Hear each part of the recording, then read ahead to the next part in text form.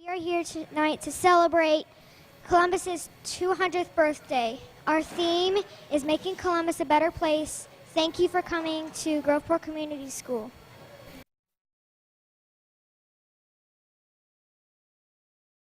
The TEDx event was very fun.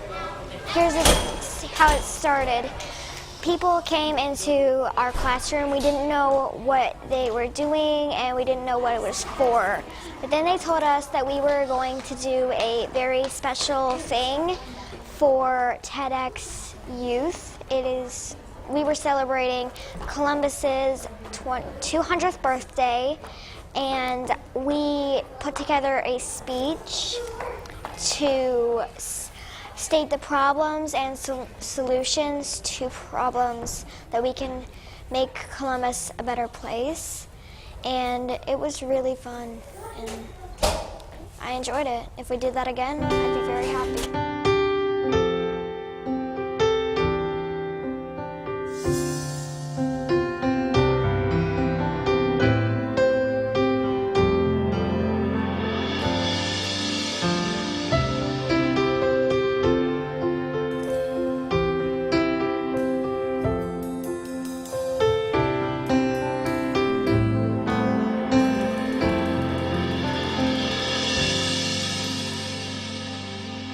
My favorite memory of our group and working together with the class, I'd say there's several favorite memories, but the most favorite is one of the videos we were showing in session 2. There was a link that Nikki sent out, and it was a TEDx, and it had a lot of pictures, and everybody's supposed to look at it and help them, with their presentation, understand how to be more descriptive and all of that. And at the beginning of that, the person that was doing the TEDx on the video showed pictures of himself when he was in Seattle, and he was an author and everything. And it was like 30 years ago or whatever. And they showed a picture of him doing a cannonball buck naked with a beard and a big curly hair in the water. And when I saw it, I started laughing, and I sent Nikki an email and some of the people in the class and in our group and said, did you guys see that video? We probably shouldn't show that, granted that I'm probably about as mature as the third graders are for that. And so we didn't show it in our class. We fast forwarded through that part. And then after the class, Jared, we were talking, and I said, how'd the video go? And he said, there was a naked hippie guy that did a cannonball in there, and it was just kind of funny to do that. So, in terms of what I learned about our community through this project, I think that it's been really satisfying and comforting on some level to know that there's a whole generation of folks behind us, namely these kids who think about, dream about, planning about how to continue to make our community better. So I think that you have multi-generational views and everybody working towards their own visions, I think is sort of a unique unique perspective when you see folks that we meet with leaders in the community at the highlight of their careers as adults on down to fourth graders. You're really sort of given a lot of hope for our community when you see all of the goals and skills that these young kids bring to the table.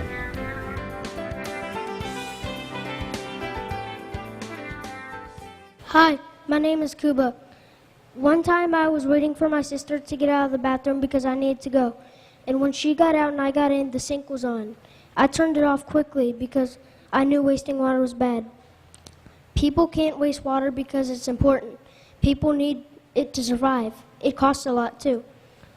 On Saturday, I will get together with my friends and try to save water for at least a week or two and check if any sinks are on or any bathtubs or anything like that.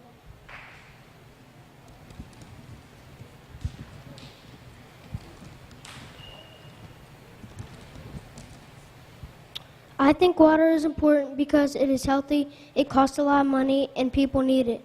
People can only survive a day or two without water. People can survive a week without food, but people need water more. That's why I think water is important.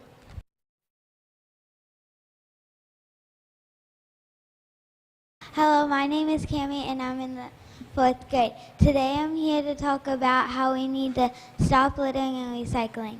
Every time we litter, it makes there be more trash, and it takes 1,000 years for that one piece of litter to dissolve into the ground. How many of you have ever been to a park or a pond? How many of you have seen litter? How many of you have picked up that litter? Okay, well, if we don't pick up that litter, then all of our habitat and parks are going to be damaged. And we're not going to have a beautiful place to walk and live. Thank you.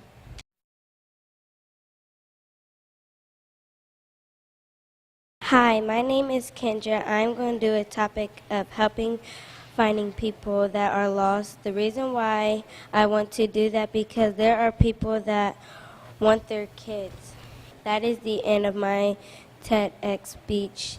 I hope you like it and find the people who are lost, please, and thank you for finding our missing.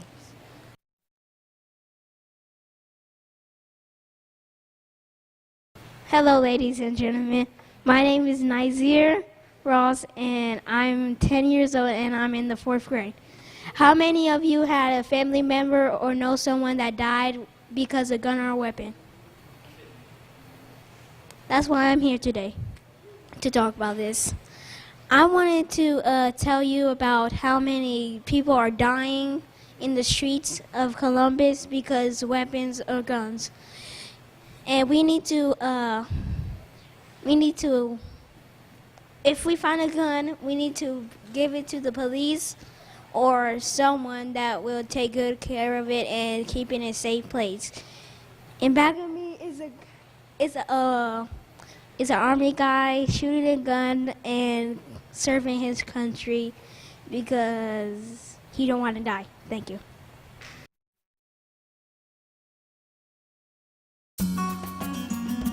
I would say one of the most memorable things that I learned in this project is that people really do want to make a difference. Regardless of their background, their age, if given the opportunity to have a voice, they want to speak very loudly and are very passionate about the community in which they live. What's my favorite memory from working on this project?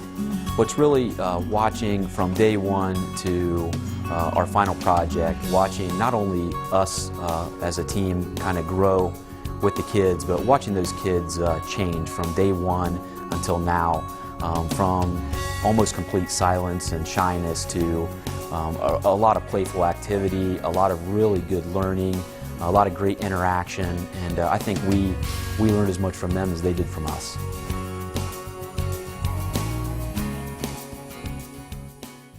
Hi, my name is Jeremy. I'm 9 years old and I'm in the 3rd grade. There are a lot of problems in the world, and one of them is that people don't care about their trash. I'm going to talk to you about the 3 R's: reduce, reuse, and recycle.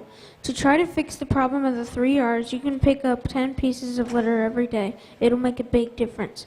I got the idea of the 3 R's when I thought back to the day when I was playing outside and the ice cream cup came by. Then I saw a boy named Clayton open his ice cream package and threw the wrapper on the ground. Then I said, "You don't need to pick that up, right?" And then he said, "I don't care."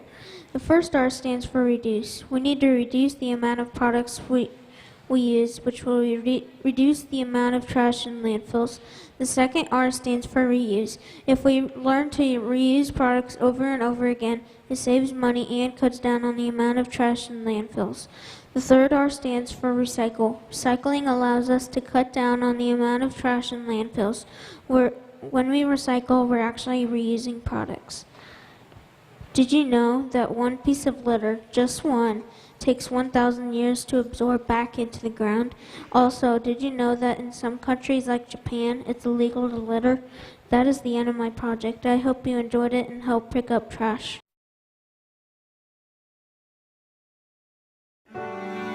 So in terms of the community and what I have learned in participating in this project, it was a very eye-opening experience. We had a program day through Leadership Columbus in February, and that program day was focused on education. So we really had the opportunity to go out and see all of the Columbus public schools, and it really directly tied into this particular project. Because one of the things that we were giving a lot of consideration to when we were thinking of what schools and what programs we were going to work with is diversity. And it was inspirational to see the kids and see the different backgrounds that they represented and the adversity and what they were up against, which is just a completely different perspective or anything that I have ever been exposed to.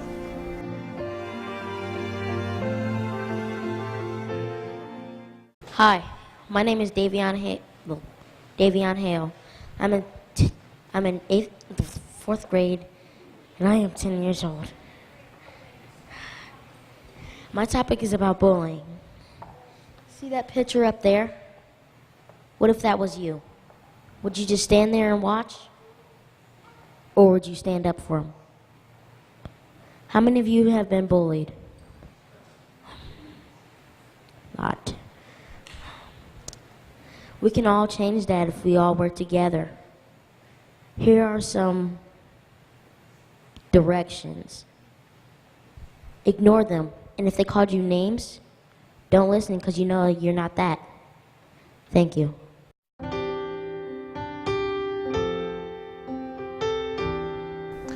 You know, our group project has really been great, and you know, we learned a lot of things, or I personally learned a lot of things through the group project. But what I really learned about the community was that there's 3rd and 4th graders out there that really, you know, are dealing with some real issues. You know, when the topics came up, there were issues and topics for them looking forward in Columbus for the next 200 years that weren't very selfish at all. A lot of them were about the community, for better parks, more children's hospitals. This project really helped me identify with the need to not only get to the root of the project, get to the root of the problem, but also to spend some time with these kids. Interestingly, my favorite memory from this group project was a young man named Edward.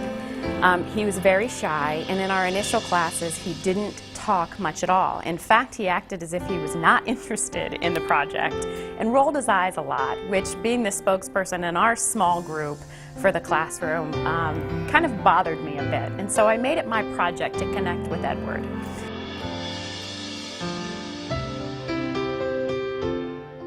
And we need more children's hospital for paralyzed kids, because like my sister, she's paralyzed Katie.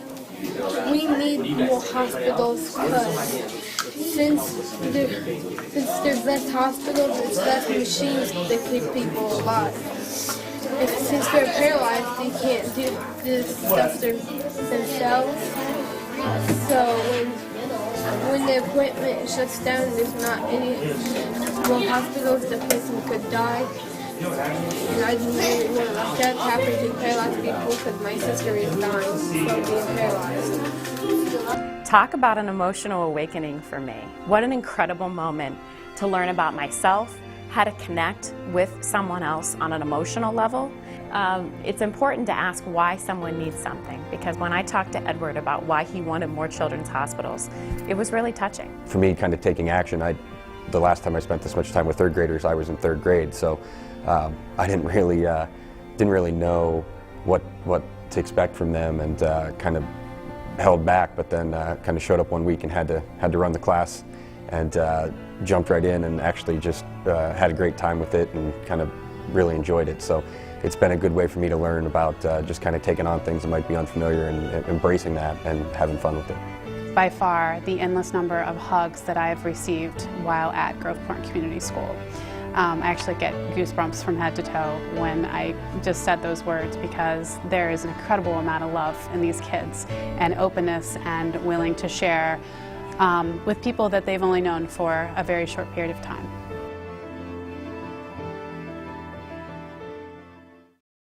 Hello, my name is Jared, and I'm talking about stopping violence. We can stop violence by cutting the uses of guns only for like good reasons. Also, by stop bullying, because there's too much bullying going on. One of my family members died from violence. My favorite memory from working on this project with my class is the first week I wasn't able to make it when we were tutoring with the kids, and there's a little boy in our class of 4th graders whose name happens to be Jared also. And my classmates told me that the first week he slept the entire time. The next week when I came, the rest of the class thought that we looked a lot alike, so he was very attentive, and now he's grown into one of the stars of the class in terms of presentation. So it's been nice to see his transformation as well over a few weeks, and being able to impact and hopefully inspire them to reach beyond what they see today in their homes.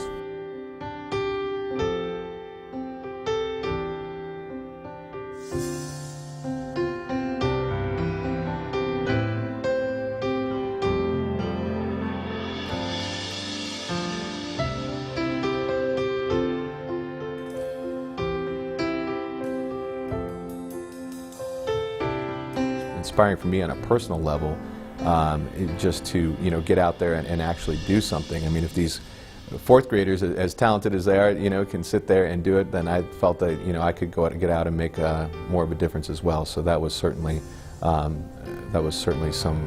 that I was happy to have experienced.